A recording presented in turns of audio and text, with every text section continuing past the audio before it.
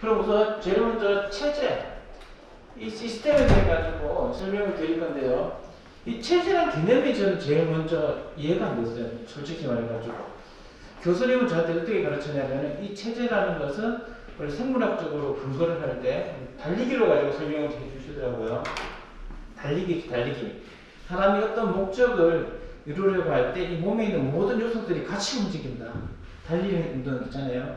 그래서 달리기를 할 때 되면은 제일 먼저 근육이 움직이잖아요. 근육이 움직이고, 그리고 근육이 움직이게 하기 위해 가지고 혈액을 통해 가지고 심장은 계속 근육으로 혈액을 보내죠. 그죠? 그 혈액 안에는 영양소도 있고 산소도 있고, 그리고 연소하고 에너지를 내고 나면은 찌꺼기라든지 노폐물, 이산화탄소 이런 것들은 다시 배로 와가지고 밖으로 빼내고 새로운 산소를 가져가고, 이런 동작들을 하는데 다리는 또 어떻게 움직이죠?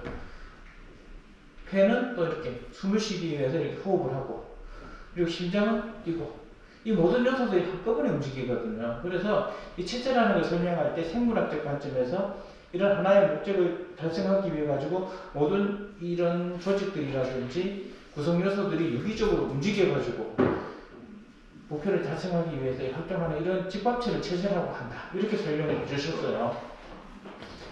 명확하게 이해가 됩니까? 조금 이해가 안 되죠. 이렇게 설명을 드렸어요, 저는. 그래서 이거는 생물학적인 거고 우리 교육학적인 입장에서는 조금 더 명확할 필요가 있다는 그런 생각이 들었어요. 우선 이 체제라는 것에 대한 정의를 한번 보면은요, 목적을 성취하려고 관련된 구성 요소들이 상호 조직적으로 통합된 집합체를 얘기한다. 이렇게 1981년도에 정해졌고요. 그리고 정해진 공동 목적을 달성하려고 협력하는 상호 관련된 구성 요소들의 집합체이다. 어떤 목적을 달성하는 데 필요한 부분이나 구성 요소가 상호 간에 유기적으로 관련되어 상호작용을 하는 일련의 집합체이다.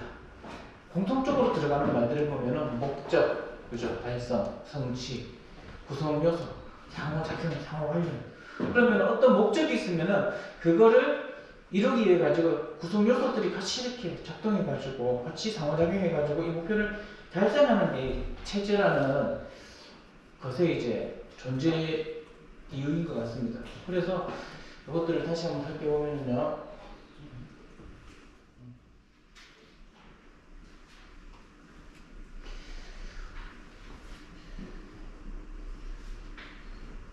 다 써졌네. 이거 다 필기를 했는데 오류가 생겨가지고 필기한 게 다 날라가 버렸습니다. 괜찮습니다. 머릿속에 다 있으니까. 왜냐면 제 머리 생각나는 대로 맞춰보는 거니까 빠뜨리면 안 되는데, 그죠? 그럼 우선 이 체제의 개념으로 우리는 교육체제에 대해서 살펴볼 겁니다. 교육체제. 교육체제. 어떤 게 있을까요? 교육체제. 학교도 될 거고요. 학교라는 체제도 될 거고, 그리고 교육과정 아니면 수업 자체도 하나의 체제가 될 수도 있어요. 어떤 학습 목표를 달성하기 위해 만들어진 수업과정, 이런 것도 교육적 목적이 될 수가 있는데, 이 체제의 구성 요소를 한번 보면 이제 교수자, 학습자, 교육 내용, 환경적인 요소, 이런 것들이 이 교육 체제를 이루는 그런 내용들이 될 겁니다.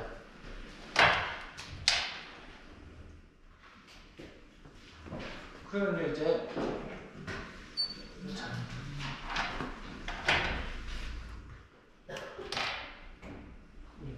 이런 체제가 있다면 이 안에 여러 가지 요소들이 들어있겠죠. 여기 예를 들어서 교수자, 학습자, 교육 내용이 있고, 또 여기 여러 가지 매체들이 있을 거고요. 이걸 구성하고 있는 환경들도 있을 거고, 우선 교수자는 학습자를 이렇게 지도할 거예요, 그죠? 그러면 또 학습자도 마찬가지로 지도하면서 상호작용을 할 겁니다.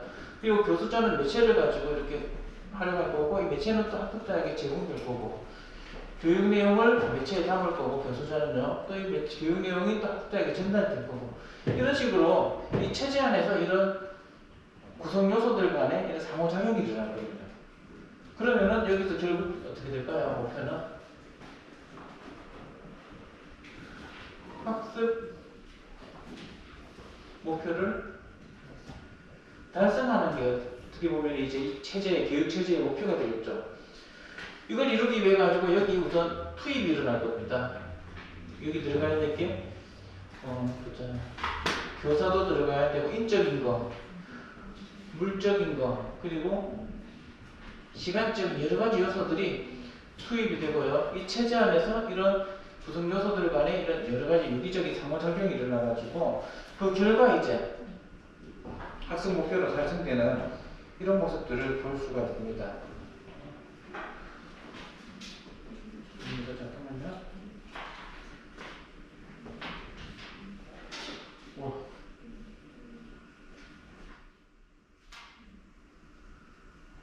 전부 다 지워져거든요, 이게.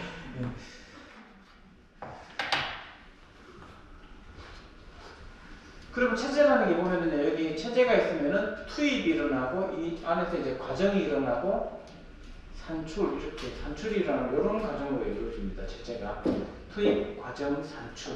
이게 전형적인 체제의 형태입니다. 이 체제가 갖는 내용들을 살펴보면은요, 이 체제는 제가 방금 그랬죠, 그죠? 이 체제, 여기 체제예요. 체제 안에 보면은 상위 구조가 있고 하위 구조가 있고 이 구조 안에서 요소들끼리 서로 상호작용을 하고 이런 과정을 거쳐가지고 나중에 결과가 이제 밖으로 결과가 산출된다고 했는데 이 체제 밖에도 뭐가 있죠, 그죠? 그죠? 이거 나중에 또 설명을 드릴 건데 우리는 옛날에는 보면 이 체제에서 투입 과정 산출이 크려면 투입만 이렇게 높이면 이렇게 자연적으로 일어난다 이런 내용이었는데 나중에는 이 체제 이론이 바뀌어가지고요. 이 체제 밖을 둘러싸고 있는 상황이라든지 맥락까지 고려해야 된다. 그런 내용까지 범위가 늘어났어요. 그래서 이 체제 밖에 있는 이런 것들도 서로 상호작용하고 체제에 영향을 주는 그런 요소들입니다. 이런 체제들의 특징을 보면은요, 우선 크게 임의성과 총체적 관계가 있습니다. 우선 임의성이라는 것은 보면은 이게 정확하게 정해졌다는 거예요? 아니면 임의로 바뀔 수 있다는 겁니까? 바뀔 수 있다는 거죠. 이거는 뭐냐면은 이 체제를 갖다가 어떻게 구성하느냐, 그리고 또 체제를 바라보는 관점이 있죠. 학교라는 체제가 있으면은 그 체제를 바라보는 관점이라든지 아니 산출되는 목적, 목표 있잖아요. 이걸 갖다 어떻게 보느냐에 따라 가지고 이 체제의 특징이 달라집니다. 체제의 범위라든지 구성 요소 이런 것들이 달라질 수가 있어요. 저는 여기서 봤을 때 교수자, 학습자, 매체, 교육 내용 이렇게 구성 요소를 정해가지고 체제를 설명했잖아요. 그런데 이걸 갖다가 정의하는 사람에 따라 가지고 구성 요소가 달라질 수가 있고요. 그리고 투입되는 내용도 달라질 수가 있고 목표도 달라질 수가 있습니다. 그래서 체제는 이 체제를 갖다가 설계하는 사람에 따라 가지고 임의성을 가지고 있습니다. 그리고 총체적 관계라고 하는데요. 이 총체적 관계라고 하는 것은 이 체제를 바라볼 때 이 체제 전체만 봐도 안 되고요. 그리고 이 안에 있는 요소, 구성 요소들 요 한 개 한 개만 봐도 안 되고 전체를 다 봐야 된다는 거예요. 체제가 하나 구성되면은 이 체제를 정의하기 위해 가지고 이 특성을 알기 위해 가지고는요. 제일 먼저 이 요소들 간의 관계를 확인해야 될 거고요. 그리고 이 요소들 간의 관계가 물론 이 체제 전체도 확인해야 됩니다. 그래서 이 총체적 관계에 의해 가지고 이게 달라지거든요. 예를 들어서 가정이라고 얘기해볼게요. 가정 환경. 그런 거에 대해서 정의를 한다고 하면은 가정 환경이라는 건 정말 여러 가지가 있어요. 그죠? 그런데 그 안에 있는 구성 요소들, 가족들 간의 상호작용이 어떤지에 따라 가지고 어떤 가정은 되게 권위적인 가정이 될 수도 있고 어떤 가정은 되게 좀 개방적이고 되게 친근한 가정이 될 수도 있고 어떤 가정은 되게 유쾌한 가정이 될 수도 있고 그게 어떻게 정해지냐면은 이 구성 요소들과의 관계에 정해집니다. 그죠? 그리고 또 이 전체적인 체제의 특징도 보면은 그 전체를 이루고 있는 환경이 있잖아요. 그런 것도 크게 영향을 미칠 거예요. 그래서 체제와 체제를 둘러싸고 있는 환경 그리고 체제 안에 있는 여러 가지 요소들 있죠. 이 요소들 간의 관계가 이 체제를 갖다가 이렇게 체제의 특징을 설명해 줍니다. 그래서 체제는 보면은 총체적 관계란 체제 내의 구성 요소들이 맺고 있는 어떤 여러 유형의 유기적 관계를 의미합니다. 그리고 이제 또 이거는 보면 일반 집합체하고 이게 조금 다르다고 되어 있는데요. 일반 집합체라는 거는 그냥 이렇게 뭉쳐 있는 걸 보시면 돼요, 그죠? 그런데 이 체제라는 것은 그냥 뭉쳐있는 게 아니고 이게 여러 가지 요소들이 관계를 갖고 있는 게 이유가 뭐냐면은 어떤 특정의 문제 있죠.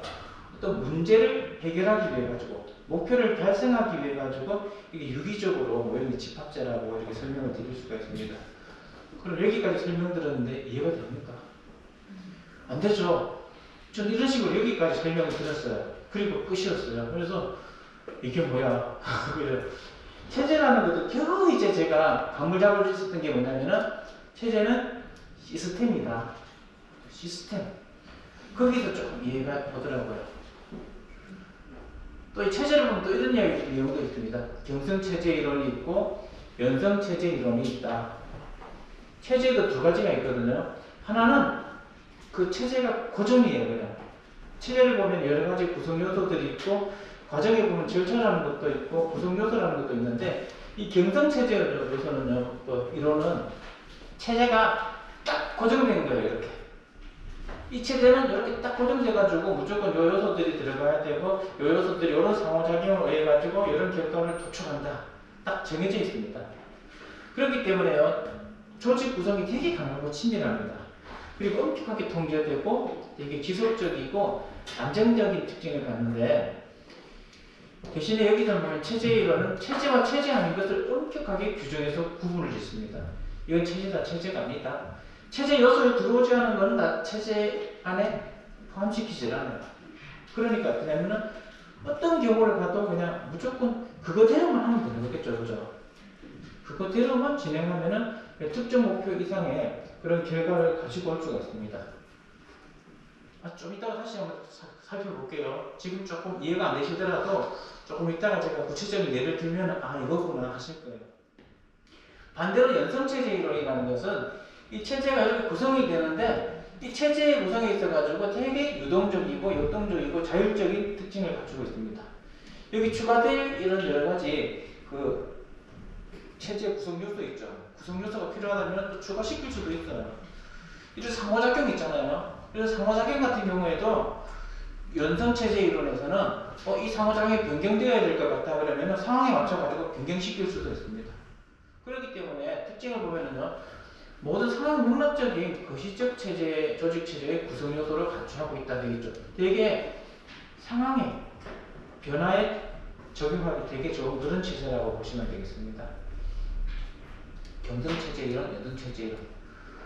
자, 체제란 무엇일까? 그래서 제가 이 이론들을 듣고 이게 뭐야 하고 막 고민했는데 이게 뭔지 아시죠? 제가 제 사람 같지만 제가 고기를 잘 굽습니다. 고기를 되게 잘 구워요. 그래서 제가 회식만 가면은 옛날에 요즘 회식 못 하는데요. 회식만 가면은 제 주위로 사람들이 다 몰려옵니다. 고기를 잘 구워주니까. 그래서 제가 고기를 굽는데 첫 번째 제일 먼저 뭐냐면 요 위에다가 가운데 쪽에다가 생삼겹살을 올려요. 그리고 절대로 특징이 뭐냐면은 바로 안 뒤집습니다. 우리 동생 별명이 육즙장인. 고기 굽는데 나름 철학이 있더라고요. 동생한테 제가 전수를 받았어요. 고기를 굽때 육즙이 얼마 이상 올라오기 전까지 절대 뒤집지 마라. 그게 동생의 그 고기 굽는 방식인데 그걸 제가 배워가지고 많이 안 뒤집어요. 저는 솔직히. 육즙이 딱 어느 정도 올라갔다 싶어 탁 뒤집으면은 진짜 이렇게 노릇노릇하게 구워졌고 뒤쪽에는 또 쫙 소리가 나면서 올라갑니다. 죄송합니다. 저녁 시간 배우는데. 자, 그리고 나서 어느 정도 익어지잖아요. 그죠? 그리고 한 번, 두 번 익고 나면은 또 한 번 더 구워야 돼요. 그죠? 그때는 어떻게 하냐면 가위로 자릅니다. 잘라가지고 여기 센터에서 조금 벗어나서 가장자리 쪽으로 보내요. 가장자리 쪽으로 보내고 안에다가 다시 생삼겹살을 올려놓고 육즙이 올라올 때까지 기다리면서 말하자면은 이 가장자리에 있는 삼겹살을 붕어빵 굽듯이 이렇게 순서대로 돌려요. 돌리면 어느 정도 있겠죠. 그죠? 그리고 나면은 이제 테두리로 보내고 안에 있던 거를 잘라가지고 여기 가운 가장자리로 보내고 다시 생삼겹살을 올리고 이런 식으로 계속 반복을 해요. 테두리로 나와 있는 거는 사람들이 먹을 수가 있어요. 그게 제가 만들어 놓은 고기 굽는 책이에요. 그럼 보세요. 여기 이걸 딱 굽고 있는데 사람들이 뭐냐면은 저보고 와 니는 삼겹살도 진짜 체계적으로 잘 굽네 이렇게 딱 얘기를 하시는 거예요. 순간 빵 두드려 맞았어요. 내가 그렇게 고민하던 체계, 이것도 체계가 될 수가 있는구나. 여기 보면 있잖아요. 순서가 있고 절차가 있죠. 그죠? 목적이 있죠. 목적은 뭐죠? 고기를 구워 먹는 거. 그죠? 이렇게 고기를 구워 먹는 게 목적일 거예요. 이 목적을 달성하기 위해 가지고 여기 보면은 자료 자원이 어떻게 들어가냐면은 고기도 들어가고 불도 숯불도 들어가고 철판도 들어가고 후드도 있고 집게 그리고 여러 가지가 들어가죠. 그죠? 그런 것들이 투입되고 먹을 수 있는 사람까지 들어갑니다. 굽는 사람도 들어가고 그리고 나서 이제 우리는 어떻게 하냐면은 이런 과정을 거쳐가지고 맛있게 먹게 되죠. 생각해보니까 이것도 하나의 시스템으로 할 수 있겠더라고요. 이것도 시스템이라고 하면은 붙이면 되겠다 싶더라고요. 그럼 이걸 가지고 우리가 조금 전에 얘기했던 경성체제 이론과 연성체제 이론을 비교해보면요. 경성체제 이론으로 보면은 제가 방금 만들었던 1단계부터 7단계를 그대로 해야 돼요. 무조건. 절대 바꿀 수 없습니다. 내 테이블에서 먹으려면은 무조건 이 체제대로 따라야 돼. 그죠? 그럼 저는 어때요? 되게 편하죠?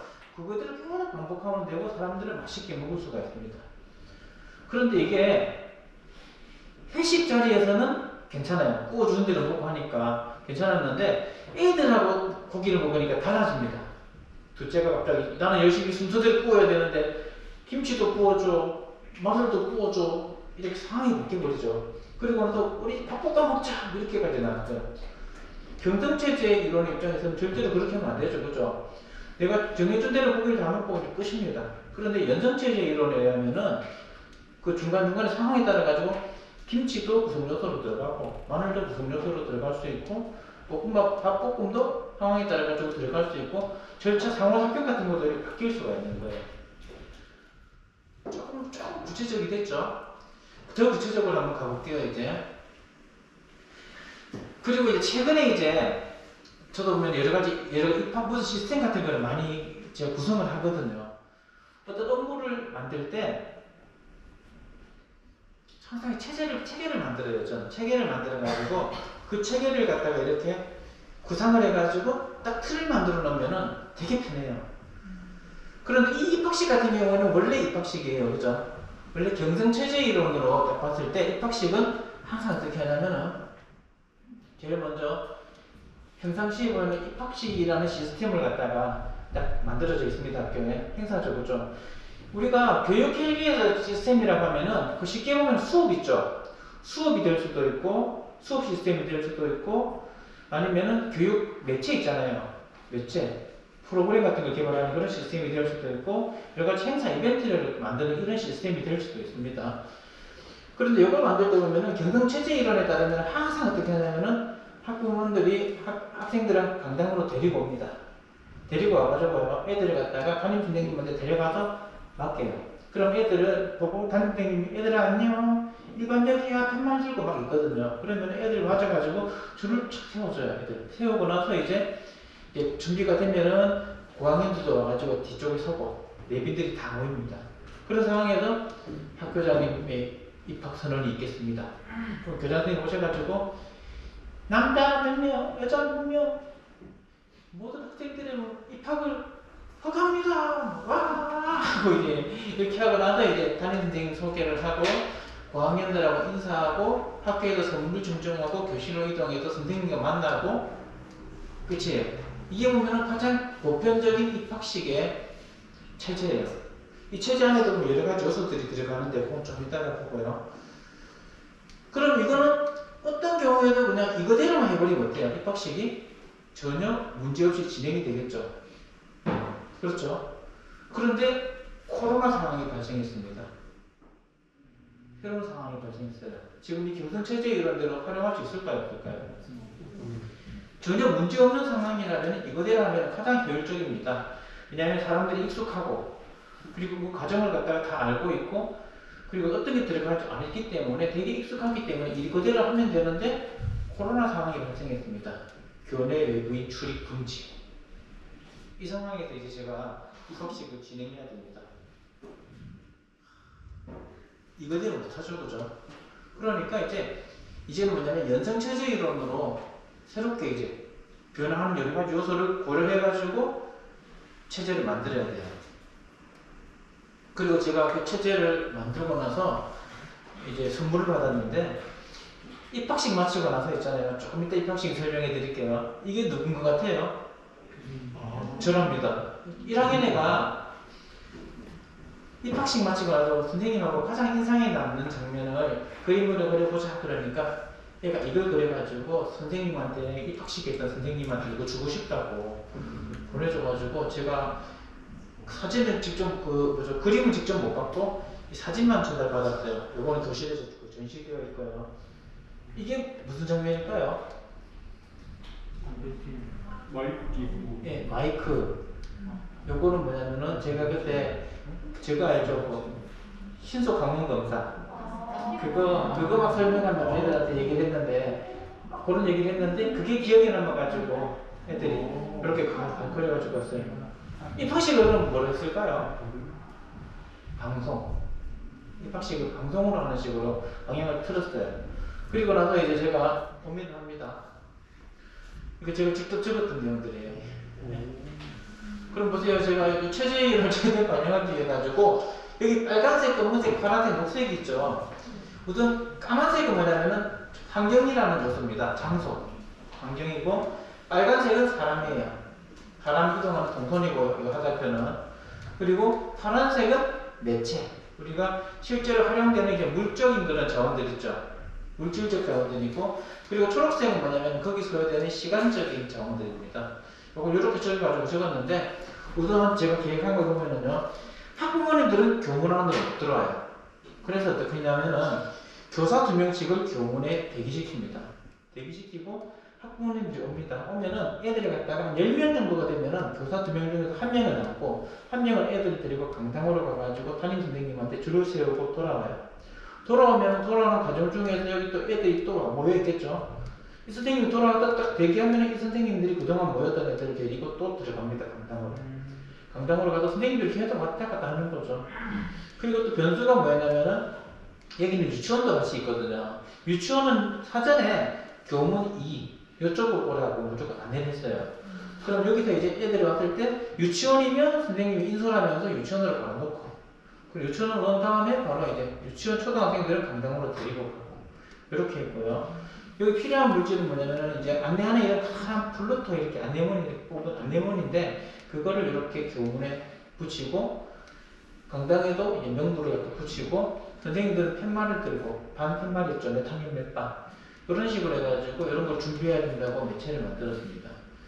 그리고 이제 애들이 여기다 다 모여가지고 판별로 다 이렇게 정해지면은 소집하고 인솔까지 끝났죠. 10시까지 끝났으면은 반별로 이제 모여가지고 이동을 합니다. 10시 10분까지 10시 10분까지 교실로 이동해가지고 선생님과 같이 TV 틀고 자리에 앉으면은 그때 이제 입학식 방송을 합니다. 방송실에서 카메라, 조명, 마이크 이런 식품 같은 걸 가지고 이제 방송 담당자와 저와 스태프들 있죠. 그리고 교장 선생님하고 이렇게 해가지고 방송을 실시하고 방송 실시하는 과정 중에서 교실에서는 애들 의자 앉혀가지고 입학 선물 방송실에 안에 따라가지고 전달하고 이런 식으로 입학식을 진행했어요. 이거는 기존하고 다른 방식이죠. 그죠? 그래서 이제 이걸 갖다가 이런 식으로 계획을 만들었습니다. 이거 계획에 따라 가지고 하면 업무 분장은 이렇게 할 거고 시정은 이렇게 할 거고 이렇게 틀을 만들었어요. 다음부터 이제 이렇게 제가 하나를 만들어 놨죠. 다른 선생님이 입학식 상황에서 이제 코로나 상황에서 입학식을 할 거면은 여기 따라 가지고 그대로만 진행하면은 어떨까요? 전혀 문제가 없겠죠. 저도 참 놀란 게 뭐냐면은 이렇게 시스템을 만들고 그 전날에 이 전담 선생님하고 각 선생님들 한꺼번에 다 모아가지고 회의하면서 설명을 해줬어요. 설명을 해주고 나니까 너무 편한 게 뭐냐면은 제가 할 게 없어요. 제가 뭐 할 게 없어요. 왜냐면은 각각 요소들이 다 우리 정해진 위치에 다 들어가고 그리고 시스템이 그냥 움직이는 거예요. 이렇게 되니까 너무 편했습니다. 그래서 제가 느낀 게 뭐냐면은 와 이거다. 제가 책을 읽으면서 진짜 충격받았던 게 뭐냐면은 이런 말이 있었어요. 효과적인 시스템만 만들어 놓으면 이런 그 시스템이 답니다. 이걸 갖다가 완벽하게 느꼈어요. 와 정말 이런 시스템을 만들어 놓으니까 각각 요소에서 필요한 인적 자원들이 들어가고 물적 자원들이 배치가 되고 그리고 각자 역할을 하니까 시간만 지나고 나니까 입학식이 진짜 성공적으로 끝나는 거예요. 그래서 효율적인 시스템을 만들어 놓으면은 이런 게 되게 좋은 거죠. 개발된 시스템을 활용하면은요, 누구나 그 목적을 쉽게 달성할 수가 있습니다. 어떤 수업도 마찬가지고, 뭐 입학식도 마찬가지고, 졸업식도 마찬가지고, 여러 가지 프로그램 개발도 마찬가지고. 그런데 이제 그러기 위해 가지고는 요즘 반드시 고려해야 될 게 이 상황을 고려해야 돼요. 상황이 경성체제 이론을 적용하기 적합한가, 아니면 연성체제 이론을 적합해야 되는가, 거기에 따라 가지고 달라질 수가 있겠죠. 그럼 조금 더 이해가 됩니까? 어떤 게 체제인지.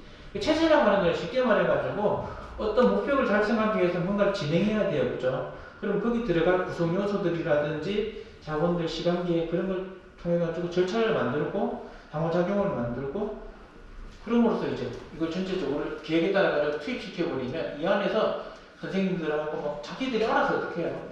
유기적으로 다 움직여가지고 진행을 시켜줬죠. 그리고 나서 결과 조금 전에 보여줬던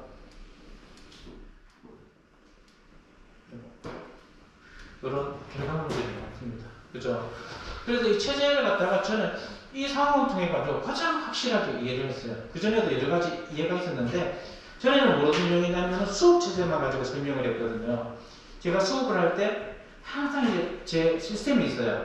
제일 먼저 어떻게 하냐면은 동기유발을 합니다. 애들하고 동기유발이나 전시학습 상기를 하고 그걸 통해 가지고 학습 목표를 안내해줘요. 학습 목표를 안내해주고 그럼 이 학습 목표를 달성하기 위해 가지고 오늘 어떤 거를 할 거다 하고 과제 분석을 해줘요. 이걸 달성하기 위해 가지고 이런 활동을 할 거다 이렇게 설명을 해주고 그리고 애들하고 같이 그 수업 활동을 합니다. 수업 활동을 하고 마무리될 때쯤 형성평가하게 해가지고 관련된 문제 같은 거 풀어보게 하고 확인하면서 피드백 주고 그리고 마지막으로 정리하고 수업을 끝내요. 이게 제 수업 시스템이에요. 그러면은 저는 어떤 수업을 하든지 이 과정이 딱 들어가 있죠, 머릿속에. 그러니까 딱 하면은 그냥 보고, 교육 목표만 보면은 시스템이 쫙 만들어져요. 이런 목표니까 오늘 전시학습이라든지 동기유발 요구를 하고, 목표 설명하고, 교과서 보니까 이런 활동하고, 이렇게 하면 되겠구나. 딱 만들어지니까 바로 수업이 돼요. 그 이유가 뭐냐면은 저는 확실한 시스템을 갖고 있거든요. 수업 체제를 갖고 있기 때문에 어떤 수업을 들어가든지 그냥 이렇게 수업을 할 수가 있습니다. 지도안도 마찬가지입니다. 지도안 같은 거 짜기 힘들잖아요. 수업 지도안도 짤 때 시스템이 있으니까 그거대로 그냥 서술만 해버리면 지도안이 돼요. 원래는 이제 그런 거 좀 전해주려고 그 경상남도에 보면 수업 남용교사라고 있거든요. 전 교직원들한테 수업 기법이라든지 방법 같은 걸 공개하고 이렇게 안내하는 그런 역할을 하는 건데 원래 이제 그거 신청했어요. 신청해가지고 할 건데 그때 이제 제 수업 체제를 갖다가 선생님들한테 안내를 할 겁니다. 그런 식으로 체제를 만들어 놓으면은 정말로 쉽게 이렇게 시스템이 다 알아서 합니다.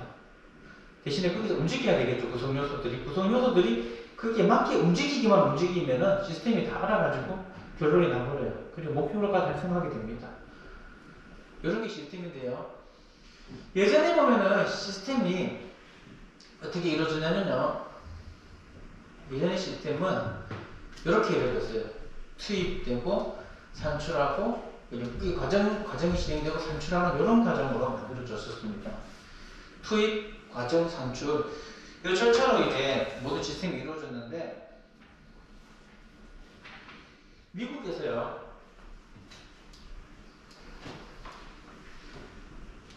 여기가 뭐냐면 할렘가입니다. 할렘가.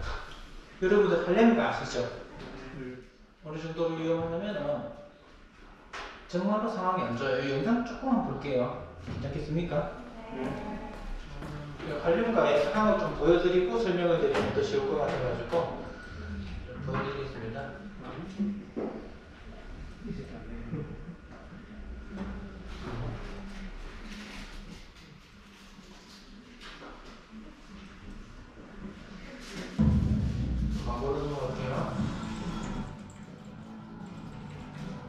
You get shot over here. It's still guns over here, too. It's still guns. You got shot? Yeah. Why? Fighting? That's the area. I'm like a choking in on my feet. Like, they shot me already. And you don't go to blue area, right? Yeah, hell yeah. You don't go to. Hell yeah, I do. Nah, yeah. It ain't no people, but.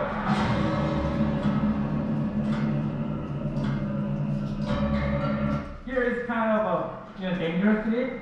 No? Yeah, hell yeah. There's niggas just watch. We're in the Imperial Court. A lot happened right here. I won't want you to walk here by yourself. I won't want you to walk here by Well, yourself. I'm with you, right? Yeah. So fine. You walk in with me to let them know that you're here for me. See, we do a lot of stuff, like for example, like my project, we have a lot of people come in and shoot music videos, we do a lot of work.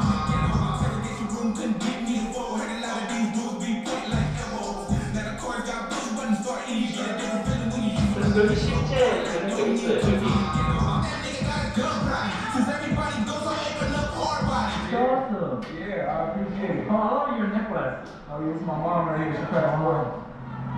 He didn't want us to do it. When we grow up, like, a lot of us, there's only baby by our mothers. Like, a lot of us probably gonna be around. Some of us only got our mothers. You know what I'm saying? So, So you grew up with just with a mother, no father, right? yeah, I grew up with a mother. My father came around. I know who he is, but he's not always around. We didn't think we got it hard because this all that we know. For example, this is a low income. It's a government. You know, this thing called a government. It's Run by government? Yeah, It's good? Yeah, no, not this hood, not the hood, the projects, the buildings, the properties. You know what I'm saying? It's a low income. So a lot of people from around the world, they come to situations that is tougher than if they grew up in Africa. It's dangerous, man. It's dangerous.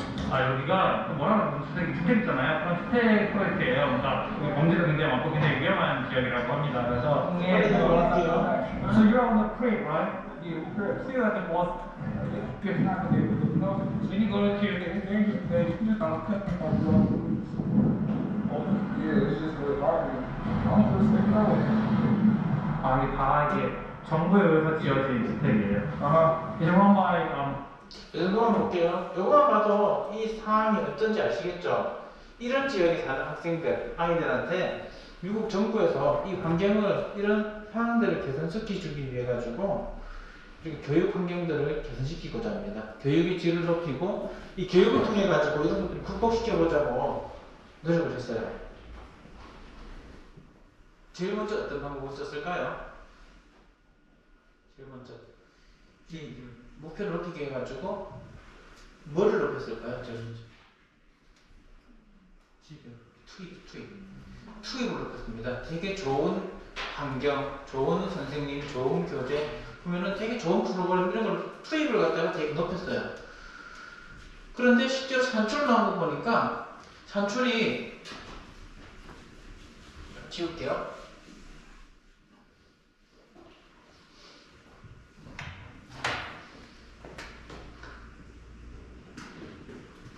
목표가 이 정도가 돼야 되는데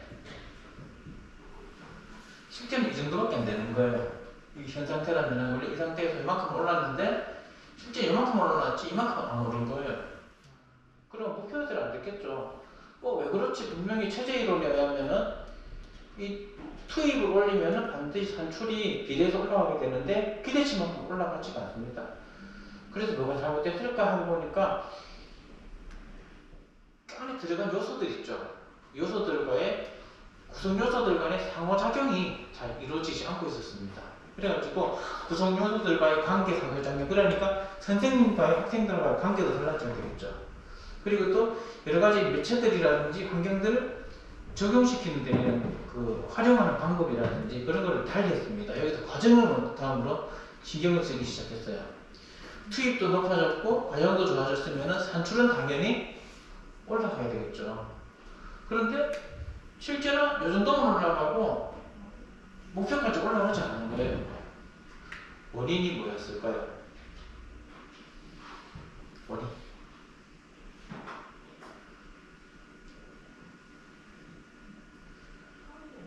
예? 예, 맞아요. 환경. 제가 전에 말씀드렸던 적이 있는데 제가 어떤 A라는 지역에서 애들을 가르치고 여러 가지 평가 문제도 직접 만들어 주는 내고 있는데 그 문제를 가지고 했을 때 전체적으로 봤을 때 애들이 다 통과했어요. 그 문제를. 그래서 되게 쉬운 문제구나 하고 B라는 지역으로 가도 쉬운 것 같습니다. 그런데 우리나라적으로 들어가는 학교에 들어가는 투입도 똑같고 환경도 거의 똑같아요. 그런데 산출의 결과는 어땠을까요? 반에서 거의 3분의 1 이상이 다 떨어졌습니다. 그 시험에서. 거의 절반 가까이 떨어졌어요. 그 시험에서. 분명히 똑같았는데 똑같은데 뭐가 달라냐면은 투입에서는 보면은 애들이 조금 달랐죠. 그죠? 출발점이 좀 다른 거죠. 첫 번째 지역은 어디였냐면 A 지역은 주택가였습니다. 주택가여가지고 부모님들 주택하고 학교만 있는 지역이었어요. 거의. 그러니까 애들이 학교, 집, 학원, 학교, 집, 학원 이렇게 생활하는 애들이었고 B 지역은 어떤 지역이었냐면은 시장죠, 시장. 요 근처입니다. 요 근처였는데 여기는 보면 여러분들도 알다시피 학교, 집이 있지만 그 주변에 뭐가 있냐면 여러 가지 유흥시설들이 많잖아요. 놀이시설, 유흥시설, PC방도 많고 그러니까 애들이 학교, 집, 학교, 집 하고 이런 게 아니고 항상 보면은 밖에 나가면 PC방도 가고 애들끼리 모여가지고 밤늦게까지 놀고 막 그런 환경이었어요. 쉽게 말해가지고 이 체제를 둘러싸고 있는 구성들 이런 환경들 있죠. 이 환경들의 개선이 이루어지지 않았기 때문에 교육의 효과가 크게 일어나지 않았습니다. 학교 안에서 이렇게 지낸다고 하더라도 학교 밖에 가버리면 또 항상 보면 애들끼리 폭력적이고 그리고 여러 가지 여러 가지 안 좋은 문화들이 이렇게 형성되어 있는 그런 환경이었기 때문에 크게 영향을 미칠 수가 없었습니다. 그래서요 이런 애들 있죠. 보면 복장부터 보면은 학교에서는 조금 전에 보여드렸듯이 이렇게 입어요, 그죠? 이렇게 입는데 이 애들이 밖에 나가면은 그 문화 자체가 이렇게 되는 거예요, 이렇게. 또 이 흑인 할렘가 특징이 참 신기한 게 뭐냐면은 얘들은 우리하고 생각 자체가 달라요. 예를 들어가지고 이런 할렘가에서 얘가 만약에 엄청 유명한 래퍼가 되고 돈을 엄청나게 많이 벌었어요. 그러면 신기한 문화가 뭐냐면 이 래퍼들은 이 지역에 있는 사람들한테 어느 정도 이렇게 사는데 도움을 줘야 돼요. 도움을 주지 않았잖아요. 그러면은 뭐 당연하게 자기가 번 거니까 안 줄 수도 있는데 얘들은 집만 잘 되니까 배 아프잖아요. 그래가지고 니 뭐 잘났다 해가지고 총으로 쏴버린다든지 뭐 그런 복수까지도 하는 그런 지역입니다.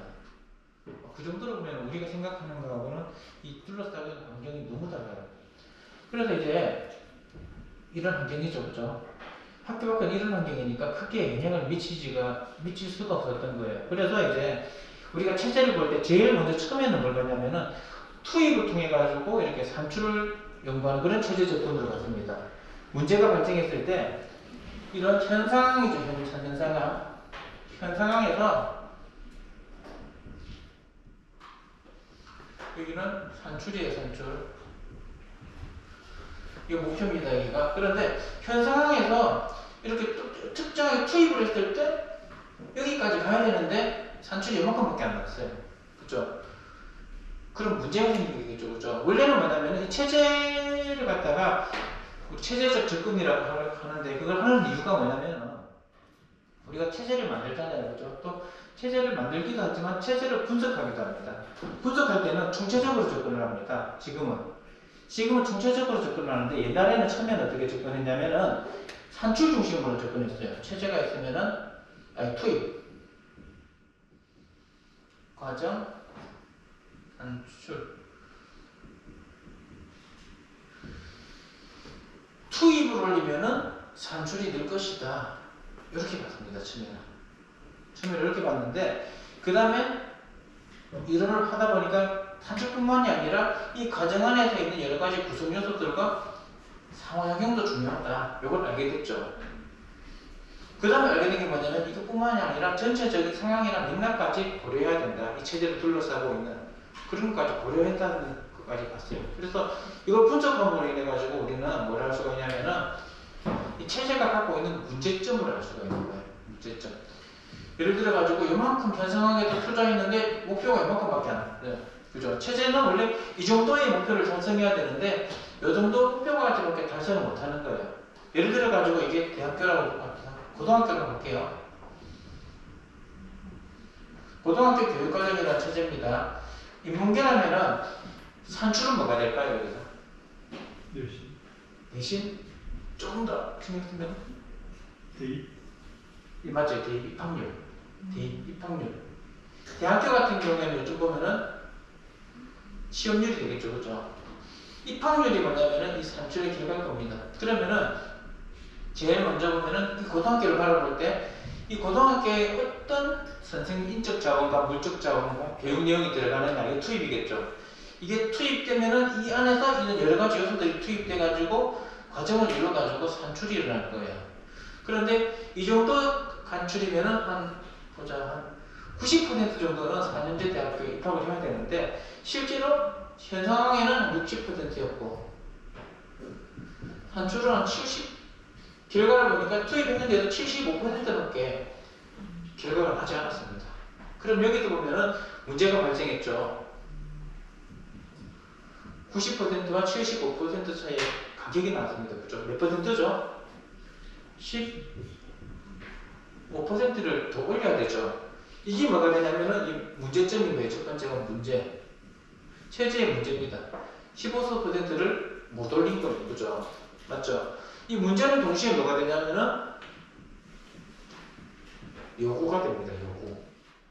왜냐면 90%를 올려야 되는데 지금 현재에서 이만큼을 더 올려주세요. 요구가 되죠. 그죠? 체제가 갖고 있는 요구예요. 그래서 우리는 이 체제 분석을 통해 가지고 나중에 다시 나올 건데요. 뭘 붙였냐면은 현재 상황과 목표 상황이죠. 그죠? 산출된 상황과 목표 상황.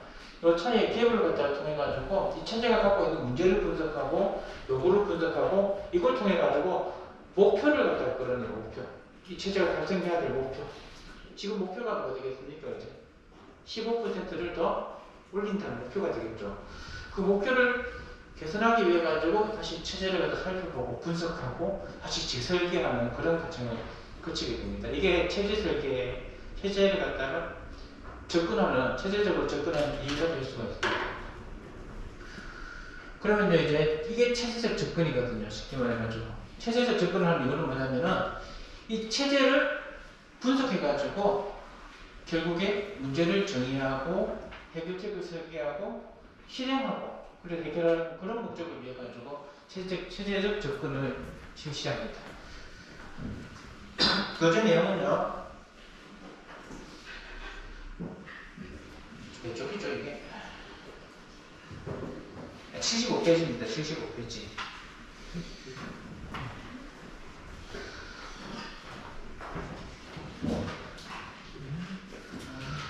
네, 여기 보시면은 다 공통적으로 들어간 게 제일 먼저 분석이죠. 분석. 이 분석이 뭐냐면은 이거예요. 지금 현 상황과 이 산출이죠. 목표, 산출, 목표. 여기서 이만큼 올라가야 되는데 이만큼밖에 못 올라갔어요. 이게 뭐냐면은 문제점이 될 수가 있습니다. 이 체제를 분석하는 거예요. 이게. 체제를 분석함으로 인해 가지고 요구를 찾을 수가 있고 문제를 찾을 수가 있다 했죠. 그죠? 체제 분석을 통해 가지고 문제를 찾아요. 문제를 찾아가지고 이 문제를 해결하기 위해 가지고 해결책을 설계하고 이걸 갖다 다시 이제 체제를 다시 개발하거나 다시 설계해가지고 실행하고 통제하고 평가하는 이런 것들이 이제 체제적 접근 단계라고 볼 수가 있습니다. 이거 나중에 보면요, 이게 교육 체계하고 연관되면 어떻게 되냐면요, 교육 체제에서는 목표가 뭘까요? 학습 목표를 달성하는 게 되겠죠. 그래서 이 교육 체제에서는 어떻게 되냐면은 나중에 이게 이 분석을 통해 가지고 성취도라고 할게요. 만약에 성취도가 90점 이상이 되는데 75점이 되었다. 그러면은 이 15점을 갖다가 더 올릴 수 있는 방법을 찾는 거예요. 학습자도 분석합니다. 학습자의 출발점이 어떻게 되는지, 경험이 어떻게 되는지, 지식이 어떻게 되는지, 나이가 어떻게 되는지 분석을 하고 또 교육 내용도 분석을 해요. 그리고 이 교육 내용과 학습자를 분석한 다음에 이걸 바탕으로 다시 목표를 달성, 목표가 있죠, 그죠? 목표가 분석이 됐죠, 체제 분석을 통해 가지고 이 목표를 달성하기 위한 과제를 분석하고 이 과제를 가지고 이렇게 교육 내용 설계하고 개발하고 뭐 이런 과정으로 체제 개발에 나중에 나타나게 됩니다. 이게 이제 체제적 접근의 단계라고 보시면 돼요. 이건 간단하게 설명을 드리고 넘어갈게요. 그래서 이제 보면은 체제적 접근의 교수 쪽 체제적 접근의 교육적 시사점을 보시면은 우선 보시면은 여기 분석, 그죠? 분석이 있죠.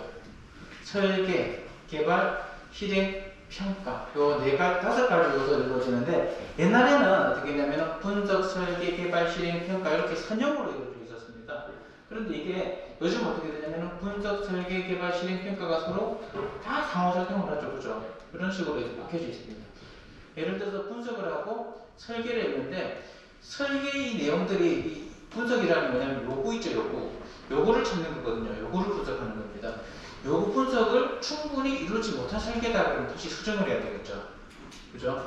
그리고 또 요즘 보면 어떤 경우가 있냐면 목표를 설정하고 나면 이 목표를 달성하기 위해서 그 기준이 되는 평가를 이렇게 먼저 만들고 시작하는 경우도 있어요. 그래서 이 평가 요소를 갖다가 충분히 이룰 수가 있느냐, 그런 도구가 되느냐에 따라 계속 영향을 주겠죠. 이 내용들은 설계가 하고 나면은 개발을 합니다. 개발. 이 개발하는 게 이 평가 목표를 충족할 수 있는 그런 내용이냐 계속 확인하겠죠. 그리고 개발하는데 좀 이상하면 다시 이렇게 설계로 들어갈 수도 있고, 개발하고 다시 이제 실행하고, 실행하면서 또 이상하면 또 개발해서 다시 수정할 수가 있고, 그죠? 실행하고 이 실행 결과를 평가하겠죠, 그죠? 그런데 이 실행 결과 자체가 보니까 목표를 달성하기에 조금 부족하다 이러면은 다시 원인을 갖다가 분석을 해야 될 거예요. 뭐가 분석에서 잘못됐는지. 이런 식으로 보면 서로가 이렇게 계속 요소들이 연관되고 있다는 것을 볼 수가 있습니다. 그리고 제가 이 교재의 내용을 전체는 다 다루진 않습니다. 지금 중요한 것만 뽑아가지고 설명을 드리고 있거든요. 그래서 제가 그냥 넘어간 부분은, 그냥 간단하게 넘어간 부분은 시험에 그냥 안 나온다 그렇게 생각하시면 됩니다. 시작할 때 질문을 해주셨는데 그렇게 생각하시면 될 거예요. 그리고 넘어가가지고 다음으로 4단원 있죠. 4단원 교수 설계에 대해 가지고 설명을 드리도록 하겠습니다. 오늘 4단원이 거의 끝까지 다 갈 거거든요. 네, 최대한 빨리 가볼게요. 자, 그러면 여기도 제일 먼저 시사점을 보면은요, 교수 체제 설계는 보세요. 수업 혹은 교육 프로그램을 설계 개발하는 과정을 체제의 관점으로 안내한 겁니다. 체제라는 걸 설명드렸죠. 하나의 시스템을 만드는 거예요. 이 시스템을 만들어 놓으면은 누구든지 그것을 가지고 활용하면은 그 목표를 달성할 수가 있습니다. 그런 걸 만들어 놓는 거거든요. 이게 체제 설계의 관점을 활용해서 수업을 효과적으로 계획하는 절차를 제시하는 것이 교수 체제 설계라고 보시면 되겠습니다.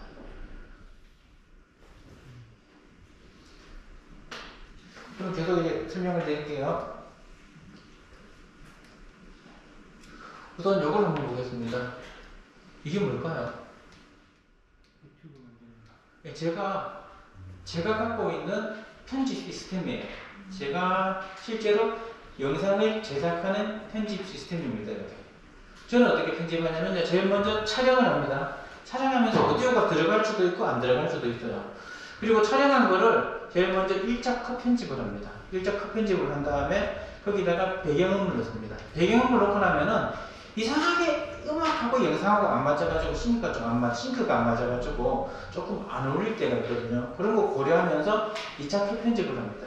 그리고 2차 컷 편집까지 하고 나면 배경음하고 영상하고 딱 맞아떨어져요. 되게 보기가 괜찮거든요. 그리고 나서 뭘 하냐면은 자막 작업을 합니다. 자막. 보통 보면은 두 가지 경우가 있는데, 시나리오를 가지고 이렇게 만들어가지고 영상을 만드는 경우가 있고, 시나리오 없이 영상을 촬영해가지고 뒤에 이제 이렇게 그 기획을 갖다 하는 경우가 있거든요. 그런데 요즘 같은 경우에는 기획하기보다는 그냥 바로 촬영하는 경우가 많아요. 촬영을 해가지고 영상을 보면서 적당한 나레이션을 생각해가지고 바로 그냥 자막으로 달아버려요. 거기다가 그냥 따로 종이 안 쫓고. 그러면 속도가 엄청 줄거든요. 그리고 이 자막을 보면서 거기서 바로 이제 더빙을 합니다. 더빙을 하고 더빙까지 합친 다음에 저 영상을 검수해주는 분이 있습니다. 영상을 검수하면서 뭐 오타라든지 자막이라든지 영상 흐름이라든지 이런 걸 검수하거든요. 그리고 출력을 해요. 그럼 저는 이제 이 과정을 가지고 무조건 작곡을 합니다. 지금. 그러니까 영상 작업이 엄청 빨라졌어요. 옛날 같은 경우에는 이제 영상 같은 거 하나 만드는데 엄청 오래 걸렸는데, 요즘은 한 5분짜리 영상 하나 만들려면 1시간이면 만듭니다. 이 과정을 보시면 되게 체계적이죠. 그래서 저는 항상 뭐 영상 만들 때는 이 과정으로 가요. 그러면 다른 불필요한 불필요하게 소모되는 시간이 없겠죠. 요걸 왜 설명드리냐면은, 뒷값 캐리 같은 경우에도 교수 체제를 설계할 때 이런 단계를 거치면은 된다라고 얘기했거든요. 이것처럼 저는 영상을 제작할 때는 이런 단계를 거치면은 그냥 되게 효율적으로 효과적으로 만들 수 있다. 그리고 지금 저희 팀원들이 있거든요. 그 경상남도 교육청에 개발팀장 있다 했잖아요. 그 팀원들을 가르칠 때도 이 방법을 가르치고 있어요, 지금. 저 밑에도 배우면서 하고 있거든요, 여러분들이. 그러면 그분들한테는 나는 이런 식으로 한다. 배우고 안 배우고는 그 사람들 그 사정이 그 선택인데 이렇게 가르쳐 주니까 그분들이 이 과정을 따라해요. 그리고 보면은 자꾸 속도가 빨라지고 있습니다. 요것들을 하니까 제 방법이지만 다른 사람이 갖다 써도 어때요? 효과를 보고 있죠. 그리고 이걸 어디서든지 저는 그냥 자연스럽게 그냥 얘기를 해줘요. 이 방법을 만들어라. 그러면 그냥 촬영하고 컷 편집하고 BGM 넣고 또 2차 컷 편집하고 자막 넣고 더빙하고 검수하고 출력 끝입니다. 그죠? 요 과정만 거치면은 그냥 하는데 요거 있죠. 요거는 뭐냐면은 1차 컷 편집하다 보면 되게 아쉬운 장면들이 있어요. 아쉬운 거. 아, 이 장면이 더 들어가면 좋을 건데 생각나는 게 있거든요. 그러면 추가로 촬영을 합니다. 2차 컷 편집 후에도 이 부분에 대해서 추가적으로 들어가는 이미지 같은 거 있잖아요. 여기다 이런 사진이 들어가면 좋을 건데 그러면 다시 촬영해가지고 다시 2차 컷 편집에 넣어요. 요 단계를 거치고 나면은 필요한 장면들이 더 추가가 되기 때문에 이런 내용들을 넣습니다. 그래서 요 단계를 거쳐가지고 실시한다. 영상 편집의 절차죠, 그죠? 제 영상 편집 체제입니다, 이게. 이것처럼 틱커캐리도 교수를 갖다가 교수 체제를 설계하는 그런 절차적인 모형을 만들었습니다.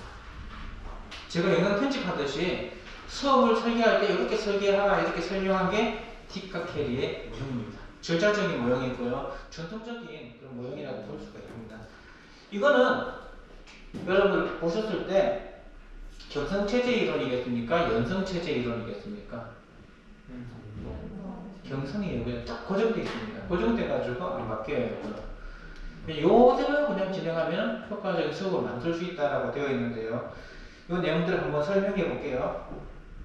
지금 제가 필기된 게 없기 때문에 그냥 이걸 보고 그냥 제가 설명을 드리겠습니다. 제일 먼저 교수 목적을 확인합니다. 수업할 때 보면은 내가 어떤 거를 가르쳐야 된다라는 것을 알고 있죠. 교수 목적을 확인하고 나면은요, 이 교수 목적의 내용들을 가르치기 위해 가지고 두 가지를 확인해야 됩니다. 교수를 분석해야 되고 학습자를 분석해야 됩니다. 그죠? 구체적으로 한번 설명을 드릴게요. 민주주의에 대해서 설명을 제가 가르쳐야 되는데, 민주주의의 민주적인 그 정치 있죠, 그죠? 정치에서 오늘 수업했던 게 민주적인 문제 해결 절차에 대해서 알 수 있다 하는 그런 목표가 생겼어요. 그러면은 그걸 가지고 제가 수업을 갖다가 설계합니다. 교수 체제 설계라는 거 쉽게 말해가지고 수업을 설계하는 거예요. 수업. 교수 체제가 수업이잖아요, 그죠?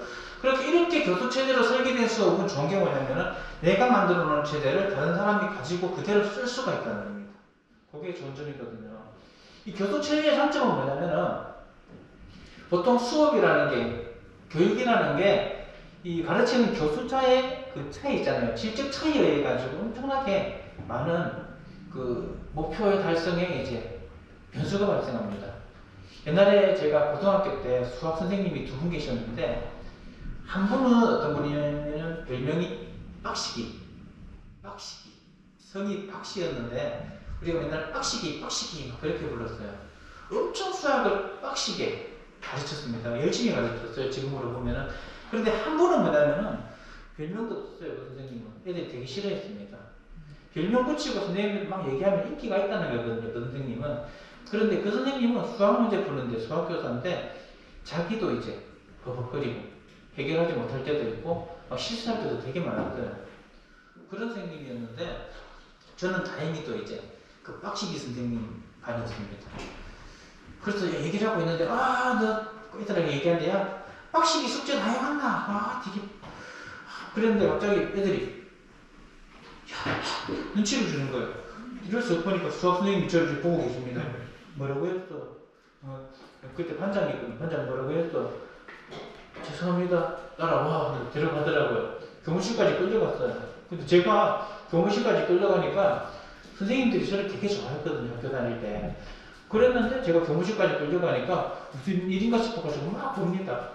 이 방금 뭐라고 했어? 죄송합니다. 뭐라고 했어요? 빡시기라고 했습니다. 아세요? 자기 별명인 거를. 그래가지고 되게 기분 안 좋게 생각했어요. 그런데 왜 내 별명이야 왜? 예.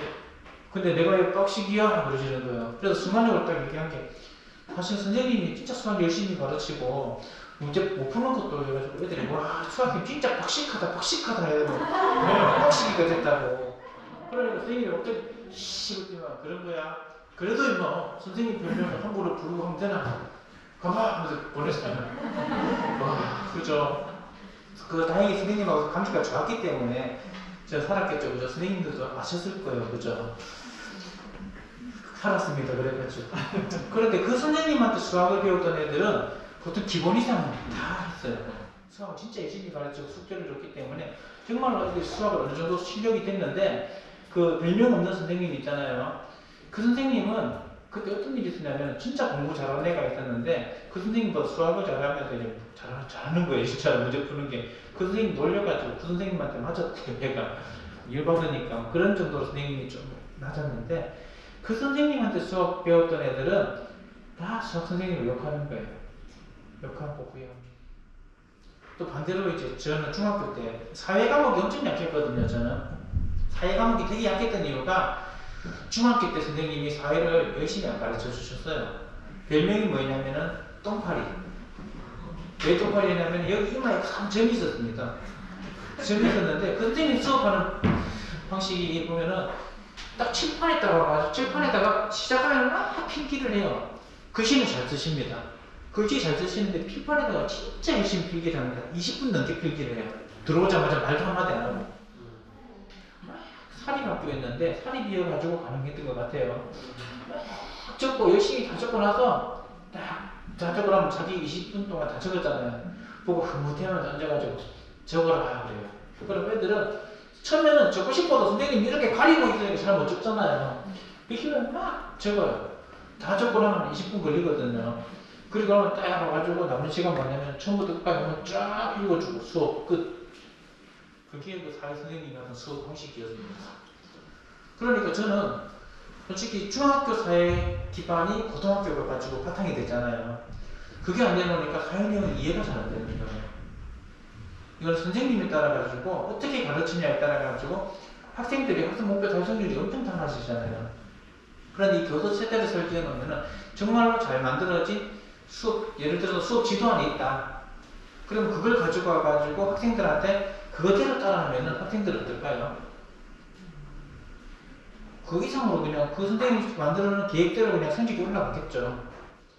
예전에 시나리오 수업이라는 게 유행했을 때가 있습니다. 시나리오. 시나리오는 언제 씁니까? 소설. 예? 대본. 예, 맞죠. 대본. 선생님들이 시나리오 수업이라고 해가지고 진짜 이걸 만드는데 이렇게 만드는 게 아니라 수업을 대본으로 만들었어요. 수업을 대본으로 만들어가지고 그거를 인디스쿨이나 이런 데서 선생님들 그 커뮤니케이션이 이루어지는 이런 웹사이트가 있거든요. 거기다가 올렸습니다. 그러니까 선생님들이 그걸 가지고 수업을 하는데 제일 먼저 역사 수업을 올렸어요.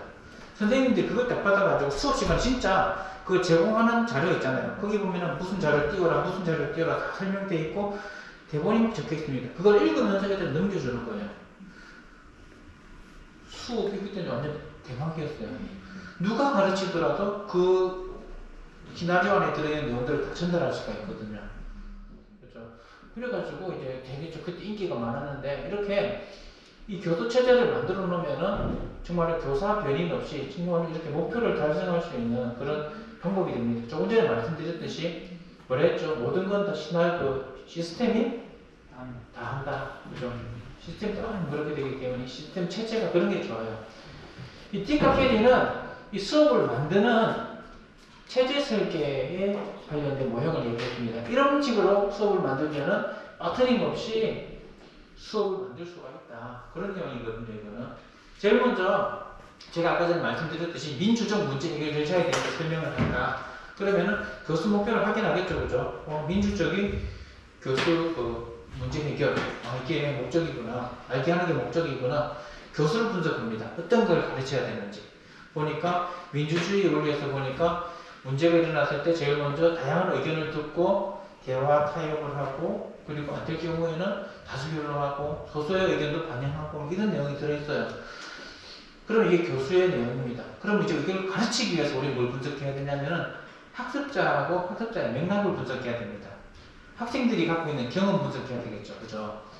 얘들은 우리가 민주적인 의사를 결정해가지고 어떤 경험을 갖고 있을까?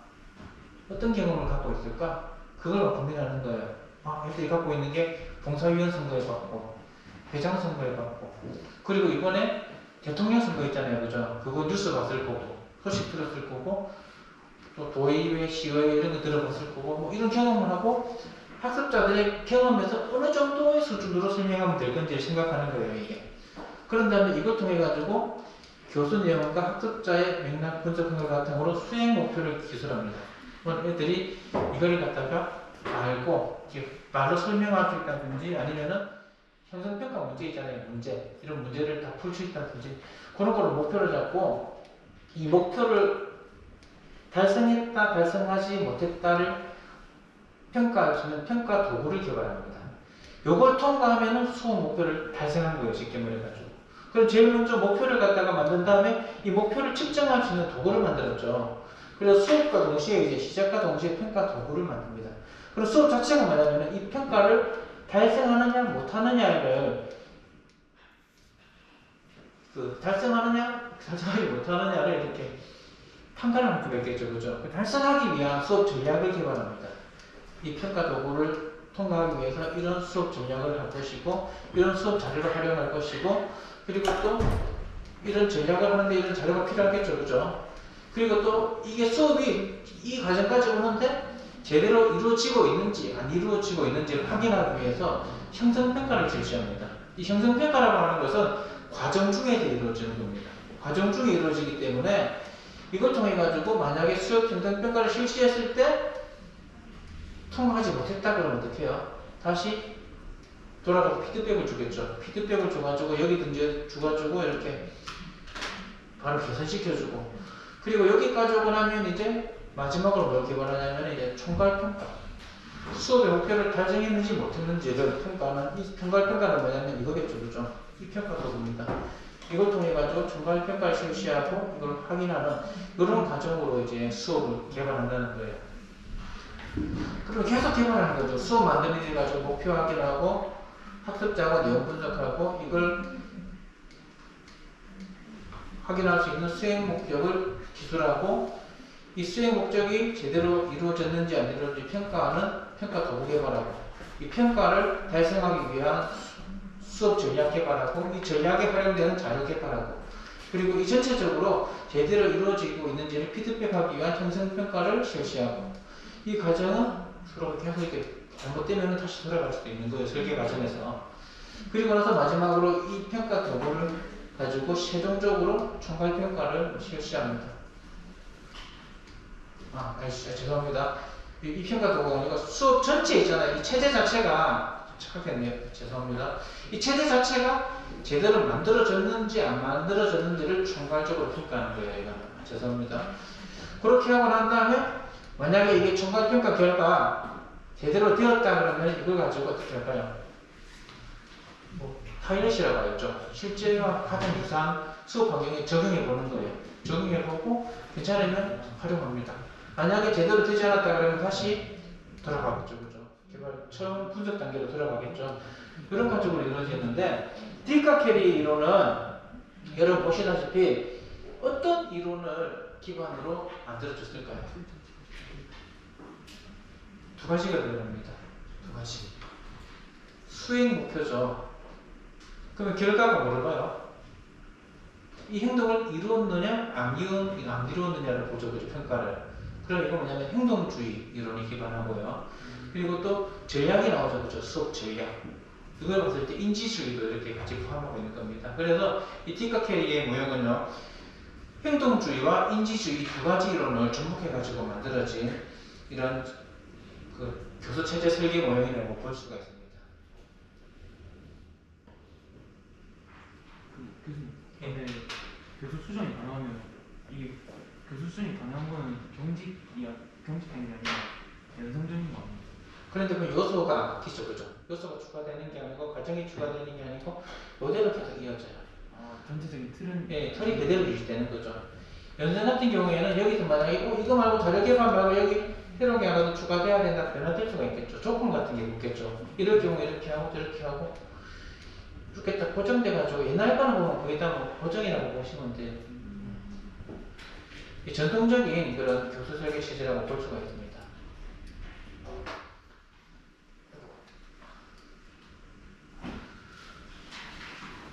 그럼 이제 교수 체제 설계의 이제 특징을 보시면은요, 여기 지금 몇 페이지죠? 필지가 다 지워져 버려가지고, 예, 지금 98쪽입니다. 98쪽 이제. 우리 교수 체제 설계 특징에 대해서 보시면은요, 이제 교수 체제는 분석, 설계, 개발, 실행, 평가 이 5단계로 이루어집니다. 분석, 개발, 설계, 개발, 실행, 평가인데요. 이게 앞에 말씀드렸듯이 순차적인 게 아니고 이 요소들이 서로 상호 영향을 미치고 있습니다. 우선 분석이라는 걸 먼저 보면은요, 분석은 제일 첫 단계에 이루어지는 그런 단계입니다. 이 분석을 통해 가지고 말씀드렸죠. 분석을 통해 가지고 목표가 만들어진다고 되어 있습니다. 목표가 만들어지고요. 그리고 여기 분석에서는 이 목표뿐만이 아니라 우리가 교수 내용도 분석했고 학습까지 분석했듯이 학습자와 맥락, 환경 이런 것까지도 다 검토가 이루어져야 됩니다. 이 과정에서 요구 분석과 과제 분석이 이루어지는데요. 요구 분석은 뭐냐면은 여기 말씀드렸듯이 이 문제 있죠, 문제. 여기서 이 체제가 발생해야 될 목표. 이 목표가 요구라고 보면 됩니다. 이게 요구 분석이고요. 그리고 과제 분석은 뭐냐면은 이 목표를 달성하기 위해서 우리가 해야 될 여러 가지 과업들이 있죠. 수업이 있어가지고 활동들, 교육해야 될 내용들, 이런 것들이 과제라고 보시면 될 거예요. 여기서는 이제 과제 분석과 요구 분석이 이렇게 이루어져야 되고요. 이걸 바탕으로 이제 설계가 이루어집니다. 이 설계라고 하는 것은 그 청사진이죠, 청사진. 구체적인 청사진인데, 이 설계도 마찬가지로 세우다가 이 요구를 갖다가 충족시키느냐, 못 시키느냐, 그걸 통해 가지고 설계가 수정될 수가 있습니다. 수정될 수가 있고요. 그리고 다음으로 개발이죠, 개발. 이 개발이라는 것은 설계한 토대를 바탕으로 해가지고 실제 교육용 자료를 개발한다든지 아니면 수업 체제를 개발한다든지 그런 것들이 이제 개발의 내용에 포함이 될 겁니다.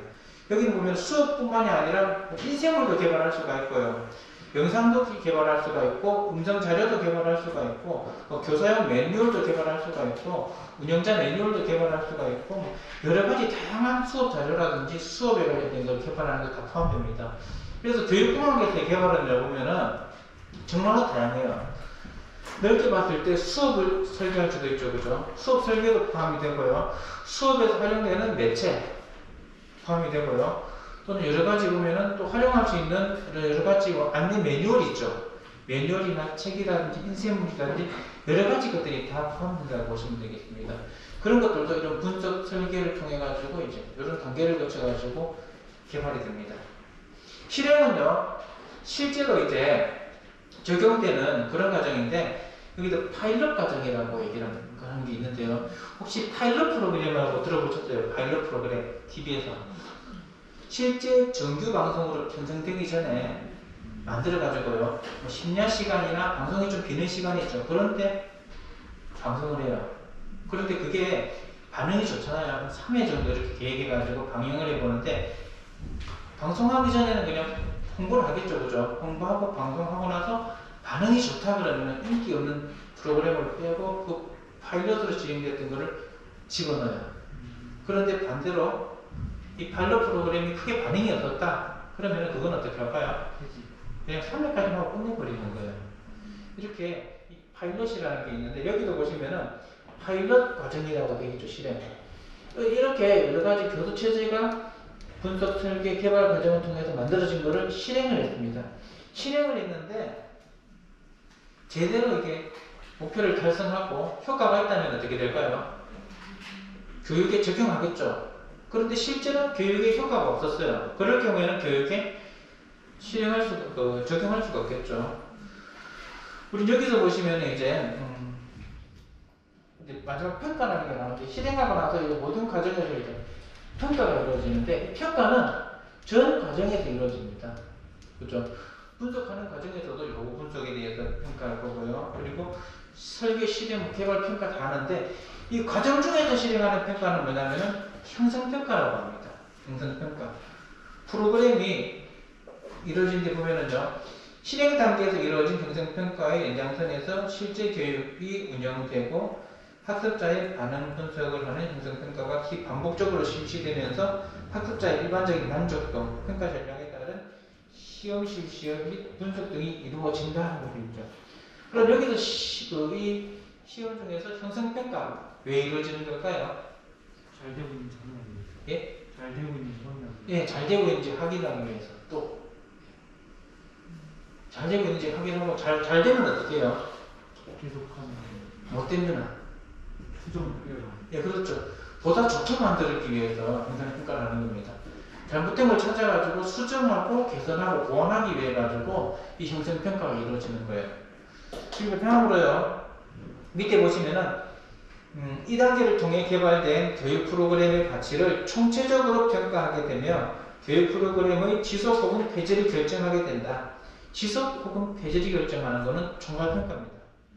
이런 형성평가 과정을 거쳐서 이제 만들어졌어요, 진짜로. 실행까지 해가지고 다 만들어졌습니다. 실행까지 해서 만들어졌는데 정말로 괜찮다 그러면 바로 그 교육에 적용하겠죠.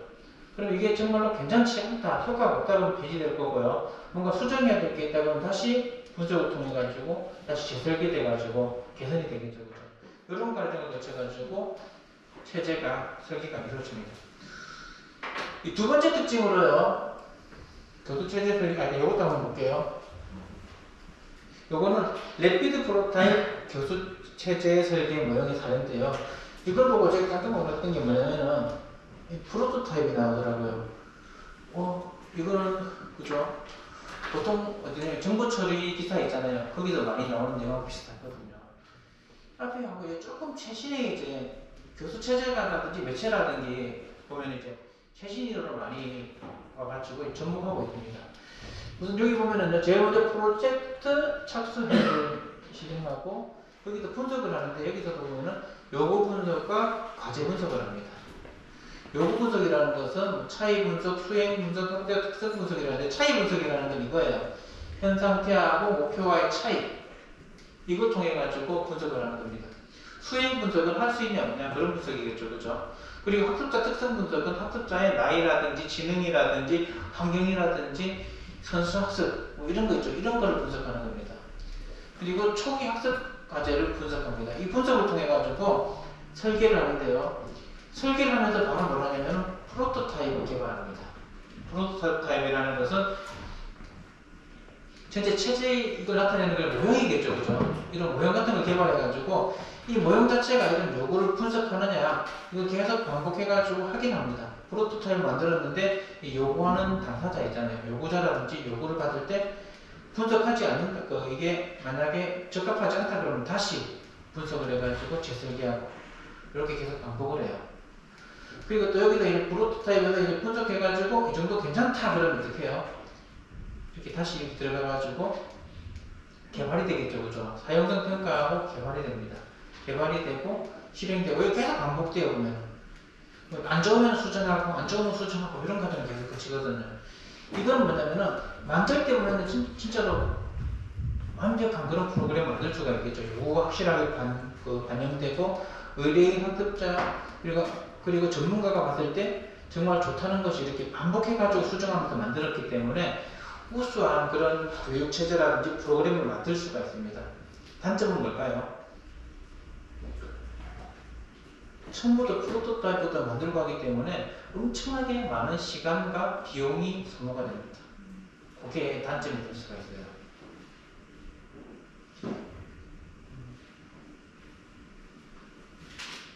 최근에는 이렇게 래피드 프로토타입을 강조하는 교수 설계 모형이 이렇게 강조된다고 하는데 이게 뭐냐면은 소프트웨어 설계에서도 보면 프로토타입 모형하고 되게 비슷하거든요. 계속 반복해서 하는 거. 완성도가 되게 높아요. 그렇지만 그런 점도 있습니다. 그런 단점도 있어요. 여기서도 보면은 분석, 설계, 개발, 실행, 평가 이 내용들이 다 포함되죠. 그래서 분석, 설계, 개발, 실행, 평가 이 네 가지는 되게 이 설계에 있어가지고 교수체제 설계에 있어가지고 핵심이 되는 단계라고 보시면 될 겁니다. 이 서로 단계가 있고 이게 서로가 이렇게 해서 이렇게 영향을 받고 수정되고 개선되고 하는 그런 모습을 보입니다. 다음으로 목표지향적 특성이 있습니다. 목표지향적. 교수체제 설계는 목표지향적이라는 그런 내용이 있습니다. 이게 제일 먼저 이 체제가 만들어져 가지고 적용되기 시작하는 데가 어디냐면은 군대입니다. 군사교육에서 이제 시작되었기 때문에 군사교육 같은 경우에는 어떤 상황에서도 목표를 달성해야 돼요. 예를 들어 가지고 어떤 사격을 한다. 사격을 하면은 얼마 정도의 어떤 훈련, 그 성과를 내야 된다 그러면은 그 성과를 내기 위한 체제가 만들어질 거예요. 남자들 군대 가셨던 분들은 사격하기 앞서가지고 혹시 군대 다녀오신 분 계세요? 예. 현역으로 다녀오셨습니까? 네. PRI 보셨죠? 네? PRI. 아, 저는 그쪽 연구가 아, 네, 죄송합니다. 네. 그러면 보병으로 가면 제일 먼저 하는 게 뭐냐면은 병가가 어디세요? 병가. 아, 방공이요. 예? 방공. 방공. 아, AP 이런 데 계셨어요? 네. 방공소속 그런 데 계셨던 거예요? 아, 네. 방공포. 방공포? 네. 네. 어떤 것은 MG50 이런. 발산. 아, 다른 거구나. 예. 자, 그러면요, 보면은 사격을 하는데 어떤 사격이든지 그 군대에서요 보면은 아, 죄송합니다. 본의 아니게 나이를 밝히게 하려고 제가 경솔했습니다. 군대에서 보면은 어떤 훈련 체제를 만들어요. 그러면은 만약에 사격을 하는데 되게 효율적인 걸 만든다 그러면 그 단계를 만들겠죠. 제일 먼저 사격하기 앞서가지고 정신력을 기르기 위해 가지고 간단하게 막 PT 체조해가지고 딴 생각 못하게 만들고 그런 다음에 바둑알 올려가지고 총 쏘는 거 연습하거든요. 바둑알 올려가지고 바둑알 안 떨어지고 이렇게 흔들림 없이 사격할 때 제일 문제가 되는 게 뭐냐면 땡기잖아요. 총구가 있으면은 사람한테 총구 가면 안 돼요, 그죠? 이렇게 있으면 땡기면은 이렇게 땡기게 되면 이렇게 흔들려요.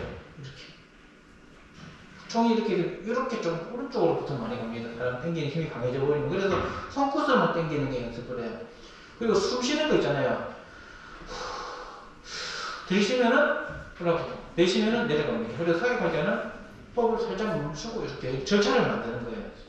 어떻게 자꾸 같이 하고 그런 절차를 만들어 가지고 보급을 합니다. 그리고 이걸 통해 가지고 군 훈련할 때 종료하고 나면은 그 목표를 갖다가 달성할 수 있게 됩니다. 그래서 체제라는 게 뭐냐면은 무조건 특정 목표를 달성하기 위해 가지고 만들어지고 체제를 통해 가지고 목표를 달성하지 못했다. 그러면 그 체제 자체가 가치가 없는 게 되겠죠. 그거는 다시 부서지고 그죠? 그런 특징을 가지고 있습니다. 다음으로 체제 모형은요 학습자 중심입니다. 이 학습자 중심이라는 거는 보면은 교수 체제 설계는 보면은 학습자 분석부터 시작됐죠. 학습자에게 어떤 교육적 경험을 제공하는 그런 목적으로 설계가 됩니다. 그런 중심으로 설계가 되기 때문에 이제 학습자 중심이라고 볼 수가 있고요.